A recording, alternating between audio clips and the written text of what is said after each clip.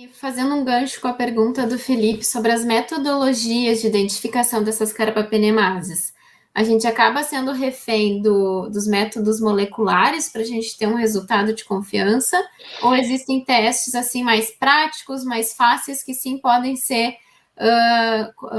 colocados, né, dentro da prática laboratorial? Tem testes rápidos, na realidade, assim, ó, existem vários testes, então, assim, se a gente for olhar todos, primeira coisa que eu queria dizer é, não existe teste perfeito.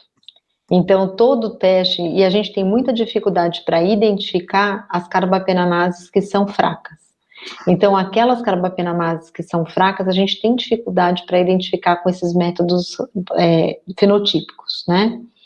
O que acontece assim, a gente vai desde o teste de Rod, que era aquele teste que a gente usava, né, o carbapenem e passava a bactéria, a gente tem o teste fenotípico, que a gente tem o CarbaNP, tem o BlueCarba, a gente tem o teste de aproximação, que a gente, ou de diluição, que a gente usa inibidor de beta-lactamase, a gente tem aquele método de inativação do carbapenem, tem a fitinha da Probac, que é o Carbenebá, quer dizer, existem vários métodos fenotípicos, todos eles têm o imunocromatográfico, que é maravilhoso, entendeu?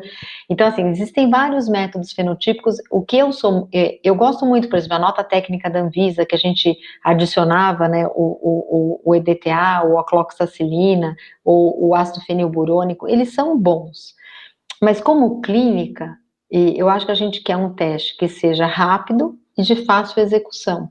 E toda vez que eu tenho um teste que eu tenho que esperar 18 a 24 horas para incubar, para dar uma resposta, eu adiciono um tempo de resultado para o clínico, que atrapalha. Ele é bom, que nem a nota técnica, o resultado dela é bom, mas o problema é que ela adiciona de 18 a 24 horas.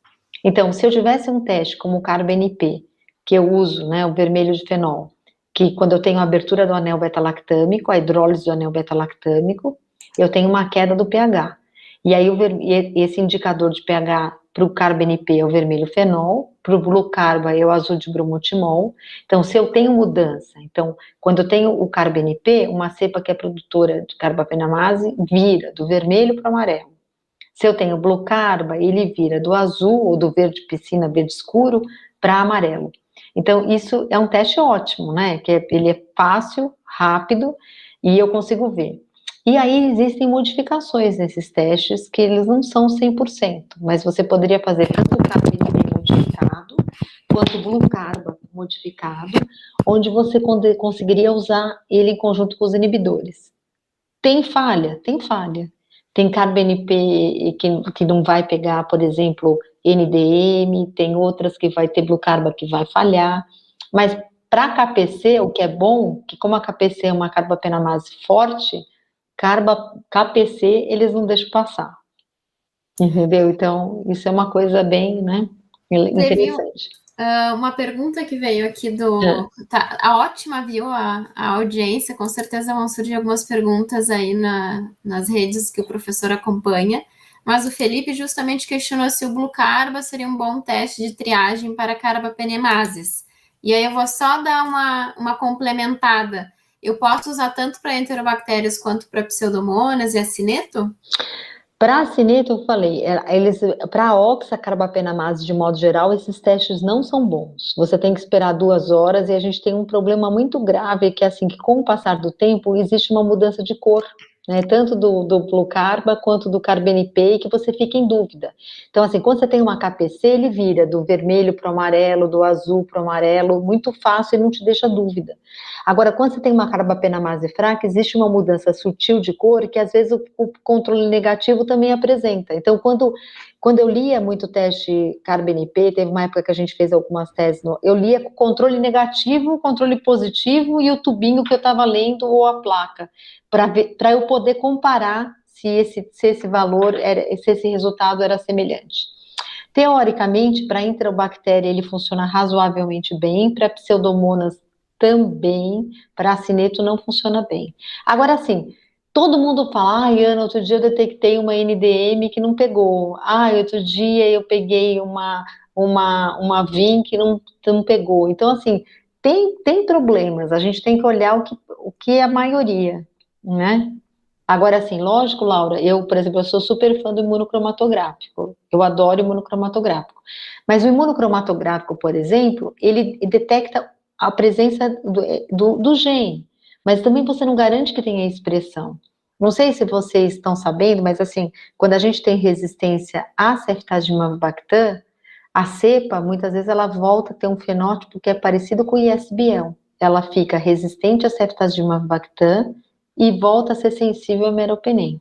Né? Ela, na realidade, ela tem uma população mista. Não é que ela volta a ser totalmente sensível a meropenem. Ela vai ter uma população que vai ser uma parte sensível ao meropenem, tem KPC com mutação, volta, perde a atividade hidrolítica para o carbapenem, e aí, essa cepa, quando você olha o antibiograma dela, parece uma ISBL. Só que o imunocromatográfico dela vai testar que é positiva para KPC. Então, assim, não existe teste perfeito. Então, você vai ter, como microbiologista, você vai ficando experiente em poder olhar o resultado do teste de sensibilidade, você vai acompanhando, olha, eu vi que era uma KPC, mas eu fiz o teste no dia seguinte, mostrou que ela é resistente a ceftazimab-bactam, mas é sensível a meropenem, nossa, deve ter uma mutação em KPC, né? No começo, esses pacientes até foram tratados com meropenem, depois foi relatado falha, então, nesses casos, talvez fosse o ideal ou você dar ceftazimab-bactam junto com meropenem, ou você dá meropenem valbarbactam se você estivesse nos Estados Unidos. Então, tudo, microbiologia eu acho que ainda é uma das áreas do laboratório que é muito artesanal, depende muito do conhecimento. Não adianta você falar, olha, eu vou colocar o melhor teste molecular do mundo. Aí eu pergunto, mas está expresso esse gene? Isso está refletido no antibiograma? Eu acho que é tudo isso que tem que levar em consideração. É muito interpretativo, né? É um dos locais ali do laboratório que realmente, né, claro, todos, né, precisam de um pessoal especializado, mas é o que mais demanda a gente refletir, a gente daqui a pouco discutir com colegas, conversar com o médico, tentar entender um pouco também a história desse paciente, né?